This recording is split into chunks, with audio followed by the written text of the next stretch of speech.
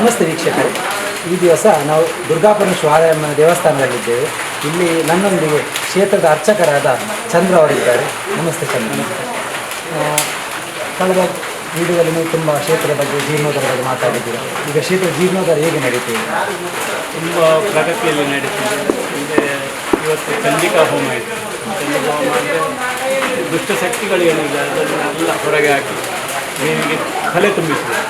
ಮೊದಲು ನಾವು ಪ್ರಾರಂಭ ಮಾಡಬೇಕಾದ್ರೆ ದೇವರಿಗೆ ಇಲ್ಲಿ ಬಲ ಬರಬೇಕು.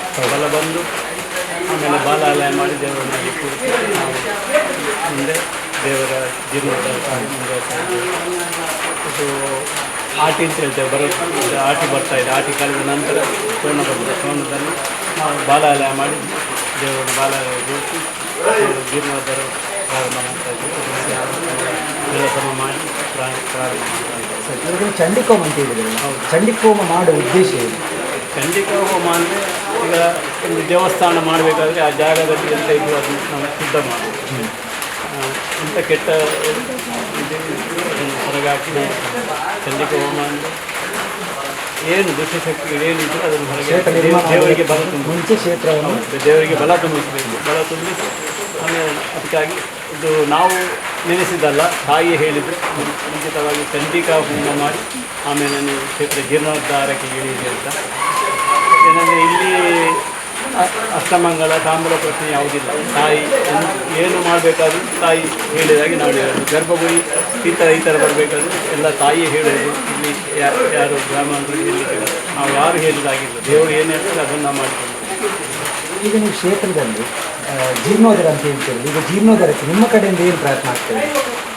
ಜೀರ್ಣೋದ್ಧಾರಕ್ಕಂದರೆ ನಾವು ಅದೃಷ್ಟ ಚೀಟಿ ಅಂತ ಮಾಡಿದ್ದೇವೆ. ಅದೃಷ್ಟ ಚೀಟಿ ಅಂದರೆ ತಾಯಿ ನಮಗೆ ಯೋಚನೆ ಕೊಟ್ಟದ್ದು. ಅದೃಷ್ಟ ಚೀಟಿ ಮಾಡಿದ್ರೆ 1,000 ಒಂದು ತಿಂಗಳಲ್ಲಿ ಒಮ್ಮೆ 1,000 ಕಟ್ಟಿದೆ.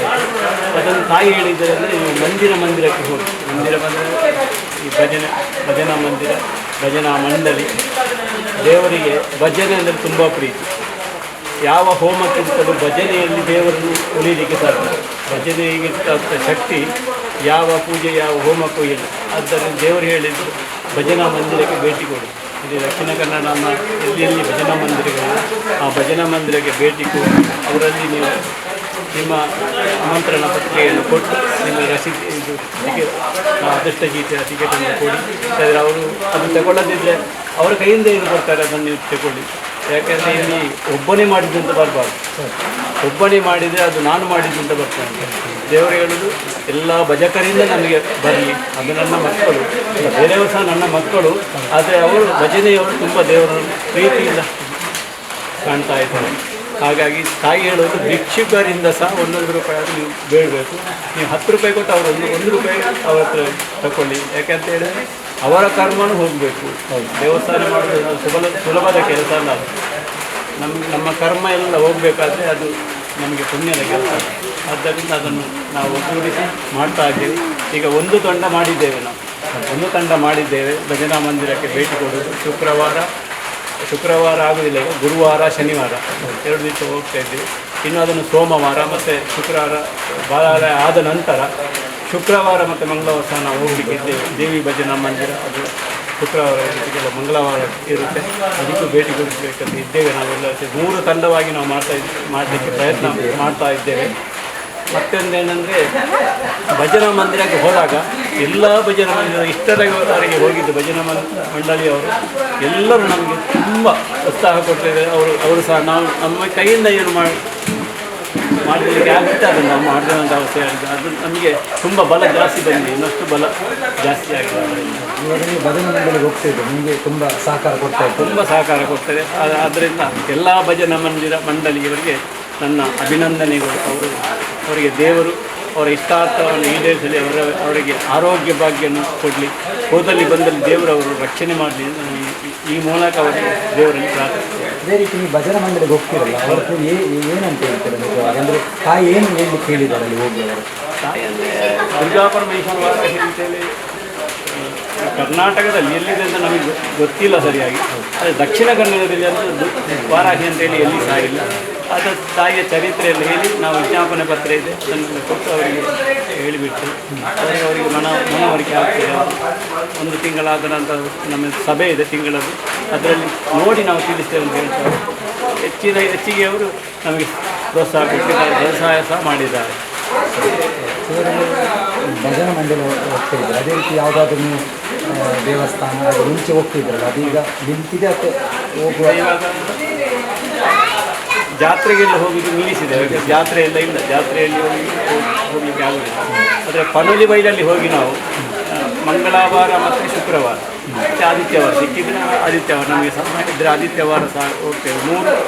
ಒಂದು ವಾರದಲ್ಲಿ 3 ಸಲ ಅದೇ ಪನೋಲಿ ಬೈಲಿಗೆ ಹೋಗ್ತೇವೆ. ಅದೇ ನೀವು ಇಲ್ಲಿ ಹೇಳಿ ಭಕ್ತರಿಗೆ ನಮ್ಮ ಕಡೆ ನೀವು ಅವರಿಗೆ ಹೇಳಿ ನಾವು ಸಿಕ್ಕಿದ್ರು ಅಲ್ಲಿ ನೀವು ಹೇಳಿದ್ರು ಅವರಿಗೆ ಸಹ ಉತ್ತಮ ಆಗುತ್ತೆ. ಪನೋಲಿ ಬೈಲಲ್ಲಿ ತುಂಬ ಜನ ಕಷ್ಟದವರು ಸಿಕ್ಕಿದ್ದಾರೆ. ತಾಯಿ ನಮ್ಮನ್ನು ಯಾಕೆ ಕಳಿಸಿದ್ದಾರೆ ಅಂದರೆ ಇದನ್ನು ಹಿಡ್ಕೊಂಡು ನೀವು ಜಾತ್ರೆಗೆ ಹೋಗಿ ಅಥವಾ ಎಲ್ಲಿ ದೇವಸ್ಥಾನ ಇದೆ ಅಲ್ಲಿಗೆ ಹೋಗಿ ಭಕ್ತರಲ್ಲಿ ಅವರಿಗೆ ಈ ವಿಜ್ಞಾಪನೆ ಪತ್ರವನ್ನು ಕೊಡಿ. ಅವರು ಸಹ ಕಷ್ಟದಲ್ಲಿರ್ತಾರೆ, ಅವರು ಸಹ ಬರಬೇಕು. ಯಾಕೆಂದರೆ ಎಲ್ಲರಿಗೂ ಗೊತ್ತಾಗಲ್ಲ. ನೀವು ಈ ಮೂಲಕ ಮಾಧ್ಯಮ ಇದು ಯೂಟ್ಯೂಬ್ ಏನಿದೆ ಇದೆ ಇದರಲ್ಲಿ ನೀವು ಮಾಡಿದರೆ ಯಾವ್ಯಾರು ಕಷ್ಟದಲ್ಲಿರ್ತಾರೆ ಅವರಿಗೆಲ್ಲ ಅವರಿಗೆ ಮುಟ್ಟುತ್ತದೆ. ಈಗ ದೂರವಾಣಿ ಇಲ್ಲದವರು ಯಾರೂ ಇಲ್ಲ, ಅದನ್ನು ಅವರಿಗೆಲ್ಲ ಮುಟ್ಟುತ್ತದೆ. ಹಾಗಾಗಿ ನೀವು ಹೋಗಿ ನಾವು ತುಂಬ ಜನ ಪನೋಲಿ ಬೈಲಲ್ಲಿ ಆಗ್ಬೋದು, ತುಂಬ ಜನ ಇಲ್ಲಿಗೆ ಬಂದು ಪರಿಹಾರ ಆಗಿ ತುಂಬ ಇದೆ. ಕ್ಷೇತ್ರದಲ್ಲಿ ಈ ವಾರಾಹಿ ದೇವಿ ಅಂತಿದ್ದಾರೆ, ಎಲ್ಲಿ ಅದು ಯಾರಾದರೂ ಗೊತ್ತಾಗಿ ಬಂದವರಿದ್ದಾರೆ? ವಾರಾಹಿ ದೇವಿ ಅಂತ ಹೇಳಿದರೆ ಈಗ ನಮಗೆ ಒಂದು ಖುಷಿಯ ವಿಚಾರ ಏನಂದರೆ ಅಮ್ಮ ಮೊದಲೇ ಹೇಳಿದ್ದಾರೆ, ನಾನು ಇನ್ನು ಮುಂದೆ ಯಾರಿಗೂ ಕೃಷ್ಣ ಚಿಂತನೆಯಲ್ಲಿ ನಾನು ಅವರಿಗೆ ಕಂಡು ಬರ್ತೇನೆ ಅಂತ. ಆದ್ದರಿಂದ ಮೊನ್ನೆ ಕೇರಳದಿಂದ ಬಂದಿದ್ದಾರೆ ಅಮ್ಮನಿ, ಅವರು ಹಂದಿಕೊಂದು ಅವರಿಗೆ ದೋಷ ಇದೆ ಅಂತೇಳಿ ಅವರು ಕೃಷ್ಣ ಚಿಂತನೆಯಲ್ಲಿ ನೋಡಿದಾಗ ಅಲ್ಲಿ ಖಂಡಿತದ್ದು ವಾರಾಹಿ ಅಮ್ಮನಿಗೆ ಪಂಚಾಮೃತ ಅಭಿಷೇಕ ಮಾಡಬೇಕು ಅಂತೇಳಿ. ಹಾಗೆ ಪಂಚಾಮೃತ ಅಭಿಷೇಕ ಬಟ್ಟೆ ಎಲ್ಲ ತಂದಿದ್ದಾರೆ, ಕುಂಕುಮಾರ್ಚನೆ ಎಲ್ಲ ಮಾಡಲಿಕ್ಕೆ ತಂದಿದ್ದಾರೆ. ಅದೊಂದು ಮತ್ತು ಮಡಿಕೇರಿಯಿಂದ ಬಂದಿದ್ದಾರೆ, ಮತ್ತು ಸುಳ್ಳ್ಯದಿಂದ ಇವತ್ತು ಬಂದರು, ಮಂಗಳೂರಿಂದ ಬಂದರು. ತುಂಬ 4-5 ಕಡೆಯಿಂದ ಇದು ಪ್ರಶ್ನೆ ಚಿಂತನೆಯಲ್ಲಿ ನೋಡಿ ವಾರಾಹಿ ಅಮ್ಮನಿಗೆ ಏನು ಕ್ಷೇತ್ರಕ್ಕೆ ಏನು ಸೇವೆ ಕೊಡಬೇಕು ಅಂತ ಬಂದರು. ಕಷ್ಟ ಪರಿಹಾರ ಆಗಿದೆ. ಅದೇ ರೀತಿ ನಾವು ಕಳೆದ ಸಲ ನೀವು ನಮ್ಮ ಯೂಟ್ಯೂಬ್ ಚಾನಲ್ ನೀವು ಸಂದರ್ಶನ ಕೊಟ್ಟಿದ್ದೀವಿ. ಅದಾದ ನಂತರ ಯಾವುದಾದ್ರೂ ಪವಾಡ ಕ್ಷೇತ್ರದಲ್ಲಿ ನಡೆದಿದ್ದ ನಿಮಗೆ ಗೊತ್ತಿದ್ದ ಇದರಲ್ಲಿ ಯಾವುದಾದ್ರು ನೆನಪು ಬರ್ತದೆ? ನಡೀತಿದೆ. ತುಂಬ ಜನ ಬಂದರು ಅದನ್ನು ನೋಡಿ, ತುಂಬ ಜನರಿಗೆ ಕಷ್ಟ ಪರಿಹಾರ ಆಗಿದೆ. ನಾನು ಕೇಳ್ಪಟ್ಟೆ ಅಂದರೆ ಕೆಲವು ನಡೀಲಿಕ್ಕಾಗದವರು ನಡೀಲಿಕ್ಕಾಗಿದೆ, ಅದೇ ರೀತಿ ಮಾತಾಡದವರು ಮಾತಾಡಿದ್ದಾರೆ ಅಂತ, ಅದು ಯಾವುದಾದ್ರು? ತುಂಬ ಇದೆ. ಮಾತಾಡದಿದ್ದವರು ಮಾತಾಡಿ ತುಂಬ ಇದೆ. ಎಲ್ಲಿ ಹೋಗಿ ಮಾತಾಡದಿದ್ದವರು ಇಲ್ಲಿ ಆ ಎದುರಲ್ಲಿ ನಮ್ಮ ಕಣ್ಣೆದುರಲ್ಲಿ ಮಾತಾಡಿಸಿದ್ರು. ಮತ್ತು ನಡೆಯಲಿಕ್ಕೆ ಆಗದವರು ಎತ್ತುಕೊಂಡು ಬಂದವರು ಅವರು 3 ಸಲ ಬಂದಿದ್ದರು. 3 ಸಲದಲ್ಲಿ ಅವರು ಮತ್ತೆ ಕೆಲಸ ಮಾಡುವಾಗ ಮಾಡಿದ್ದಾರೆ. ಒಂದೊಂದು ಹೆಣ್ಮಗಳು ಉಳ್ಳಾಳದಲ್ಲಿ ಅವರಿಗೆ ಆಕ್ಸಿಡೆಂಟ್ ಆಗಿ ನಡೆಯಲಿಕ್ಕೆ ಆಗ್ತಿಲ್ಲ. ಈಗ ತಾಯಿ ಹೇಳಿದ್ದೆಂದರೆ ಆ ಥರ ಆದದ್ದನ್ನು ಒಮ್ಮೆಲೆ ಸರಿ ಮಾಡಲಿಕ್ಕೆ ಆಗೋದಿಲ್ಲ. ಕೆಲವರಿಗೆ ಇರ್ತದೆ ಈಗಲೇ ಹೋಗಿ ಸರಿ ಆಗಲಿಲ್ಲ ಅಂತ ಹಂತವಾಗಿ ಸರಿ ಮಾಡ್ತಾರೆ. ಯಾಕೆಂದರೆ ಅದು ಬೆಣ್ಣೆಯಿಂದ ಕೂದಲು ತೆಗಿಬೇಕಾದ್ರೆ ತುಂಬ ಕಷ್ಟ ಇದೆ. ಹಾಗಾಗಿ ಅದು ನಾನು ಹಂತವಾಗಿ ಸರಿ ಮಾಡಿಕೊಂಡು ಬರ್ತೇನೆ. ಒಮ್ಮೆಲೆ ನಿಮಗೆ ನಿಮ್ಮ ಆ ಕಾಯಿಲೆಯನ್ನು ತೆಗೆದರೆ ನಿಮಗೆ ಶರೀರಕ್ಕೆ ಬಾಧಕ ಬರ್ತದೆ. ಹಾಗೆ ಹಂತವಾಗಿ ಸರಿ ಮಾಡ್ತಾರೆ. ತಾಳ್ಮೆ ಬೇಕು. ಮೊದಲಾಗಿ ಅವರಿಗೆ ಭಕ್ತಿ ಬೇಕು, ನಂಬಿಕೆ ಬೇಕು. ನಂಬಿಕೆ ಭಕ್ತಿ ಎರಡೂ ಇದ್ದರೆ ಖಂಡಿತ ಸರಿಪಡಿಸ್ತಾರೆ. ಆದರೆ ತಾಳ್ಮೆ ಬೇಕು, ಕಾಯಬೇಕು. ಇಷ್ಟು ಸಮಯದಲ್ಲಿ ತಾಯಿ ಹೇಳಿದ್ದಾರೆ, ಇಷ್ಟು ಸಮಯದಲ್ಲಿ ನಾವು ಸರಿ ಮಾಡಿಸ್ತೀವಿ ಅಥವಾ ಕಾಯಬೇಕು. ಕ್ಷೇತ್ರದಲ್ಲಿ ಜೀರ್ಣೋದ್ಧಾರ ಸಮಿತಿ ಮಾಡಿದ್ದಾರೆ. ಹೌದು, ಜೀರ್ಣ ಸಮಿತಿ ಮತ್ತು ಸೇವಾ ಟ್ರಸ್ಟ್ ಒಟ್ಟಿಗೆ ನೀವು ಹೋಗಿ ಕ್ಷೇತ್ರ ಜೀರ್ಣೋದ್ಧಾರಕ್ಕೆ ಮುಂದೆ ಹೋಗ್ತಿದ್ದೀರಾ. ಈಗ ನೀವು ಜೀರ್ಣೋದ್ಧಾರ ಸಮಿತಿಗೆ ಏನಾದರೂ ನಿಮ್ಮ ಕಡೆಯಿಂದ ಏನು ಹೇಳಲಿಕ್ಕೆ ಬಯಸ್ತೀರಾ? ಅವರು ಯಾವ ರೀತಿ ನಿಮಗೆ ಸಹಾಯ ಮಾಡಬೇಕು? ಜೀರ್ಣೋದ್ಧಾರ ಸಮಿತಿ ಅಂದರೆ ಜೀರ್ಣೋದ್ಧಾರ ಆಗುವವರಿಗೆ ಅವರು ಜವಾಬ್ದಾರಿ ವಹಿಸಬೇಕು. ಅವ್ರದ್ದು ಏನು ಜವಾಬ್ದಾರಿ ಅದು ನಾವು ಕೊಟ್ಟದ್ದಲ್ಲ, ದೇವರೇ ಅವರನ್ನು ಕರೆದು ಸಹಕಾರ ಬಯಸ್ತೀವಿ. ಇಲ್ಲಿಗೆ ಸೇವೆಗೆ ಬರಬೇಕಾದ್ರೆ ಅದು ನಮ್ಮದೇನು ಇಲ್ಲ, ನಾವು ಹೇಳಿದಾಗ ಏನಿಲ್ಲ. ದೇವರು ಯಾರನ್ನು ಬೇಕು ಅವರಿಗೆ ಹೇಳ್ಕೊಂಡು ಬಂದಿದ್ದಾರೆ. ಹಾಗಾಗಿ ಅವರಿಗೆ ಕೊಟ್ಟ ಜವಾಬ್ದಾರಿಯನ್ನು ಅವರು ನಿರ್ವಹಿಸಬೇಕು. ಅವರಿಗೆ ದೇವರ ಕೊಡಲಿಕ್ಕೆ ನಿಮ್ಮ ಭಜನಾ ಮಂಡಳಿ ಹೋಗ್ಬೇಕಂತ ಹೇಳಿ ಅದು ಇವಾಗ ನಿಮ್ಮದು ಉದ್ದೇಶ ಏನಂದರೆ ಸೇವಾ ಟ್ರಸ್ಟಿಂದಲೇ ನೀವು ಒಟ್ಟಿಗೆ 3 ತಂಡ ಮಾಡಿ ಹೋಗೋದು. ಅಂದರೆ ಜೀರ್ಣೋದ್ಧಾರ ಸಮಿತಿಯವರಿಗೆ ಬೇರೆ ಜವಾಬ್ದಾರಿ ಇರ್ತದೆ. ಹೌದೌದು. ಸರ್ ಅದೇ ರೀತಿ ಈಗ ಕ್ಷೇತ್ರದ ಚಂಡಿಕೋಮ ಆಯಿತು, ನಿಮಗೆ ಹೇಗೆ ಅನಿಸ್ತದೆ? ಅಂದ್ರೆ ಈಗ ಚಂಡಿಕೋಮ ಆಯಿತು, ಈಗ ಪೂಜೆ ಆದಮೇಲೆ ನಿಮ್ಮ ಈ ಪೂಜೆ ಆದಮೇಲೆ ನಾನು 8 ವರ್ಷ ಆಯ್ತು ಇಲ್ಲಿ. 8 ವರ್ಷದಲ್ಲಿ ನಾವು ಎಷ್ಟು ಜನ ಬರಲಿಲ್ಲ ಚಂಡಿಕಾ ಹೋಮಕ್ಕೆ. 7 ವರ್ಷಕ್ಕಿಂತ ಮುಂಚೆ ಬಾರದವರೆಲ್ಲ ಬಂದಿದ್ದಾರೆ, ಕರೆಯದವರು ಬಂದಿದ್ದಾರೆ. ಅದು ನಮಗೆ ಖುಷಿಯಾಗಿ, ಹಾಗೆಂದರೆ ಬ್ರಹ್ಮಕಲಶಕ್ಕೆ ಎಷ್ಟು ಜನ ಬರ್ಬೋದು, ಈ ಚಂಡಿಕಾ ಹೋಮಕ್ಕೆ ಎಷ್ಟು ಜನ ಬಂದಿದ್ದಾರೆ. ಹಾಗಾಗಿ ತುಂಬ ಖುಷಿಯ ವಿಚಾರ. ಹಾಗಾಗಿ ನೀವು ಇವತ್ತು ಚಂಡಿಕೋಮ ಆದಮೇಲೆ ತುಂಬ ಖುಷಿಯಲ್ಲಿದ್ದೀರಿ, ಯಾಕಂದರೆ ಎಲ್ಲ ತುಂಬ ವ್ಯಕ್ತಿಗಳು ತುಂಬ ಸಮಯದಿಂದ ಬಾರದವರೆಲ್ಲ ಬಂದಿದ್ದಾರೆ. ಹೌದು. ಸರಿ, ಅದೇ ರೀತಿ ಕ್ಷೇತ್ರದ ಭಕ್ತರಿಗೆ ಬರುವವರಿಗೆ ನೀವೇನಾದರೂ ಹೇಳಲಿಕ್ಕೆ ಬಯಸ್ತೀರಿ? ಬರುವವರಿಗೆ ಯಾರು ಕಷ್ಟದಲ್ಲಿದ್ದೀರಿ, ಯಾರು ಆರೋಗ್ಯ ನಿಮ್ಮದು ಕೆಟ್ಟಿದೆ, ಮನೆಯಲ್ಲಿ ಸಮಸ್ಯೆ ಇದೆ, ಅವರು ನಂಬಿಕೆ ಇಟ್ಟು ಬನ್ನಿ. ನಂಬಿಕೆ ಇಟ್ಟು ಬಂದರೆ ದೇವರು ಖಂಡಿತವಾಗಿ ಪರಿಹರಿಸ್ತಾರೆ. ಇಲ್ಲಿ ಬೇರೆ ಬೇರೆ ಇಲ್ಲಿ ಕಡೆ ಇದ್ದಾಗೆಲ್ಲ ಇಲ್ಲಿ ಏನಂದರೆ ಬಂದು ದೇವರ ಎದುರಿಗೆ ನಿಂತುಕೊಂಡ್ರೆ ಆಯಿತು, ನಿಮ್ಮ ಸಮಸ್ಯೆಯನ್ನು ದೇವರು ಮುಂಚೆ ಹೇಳಿಬಿಟ್ಟು ಕೆಲವರಿಗೆ ನಾ ಈ ಸರ್ ಕಷ್ಟ ಇದೆ ಅಂತ ಹೇಳೋದು, ಇದಾಗಿಲ್ಲ.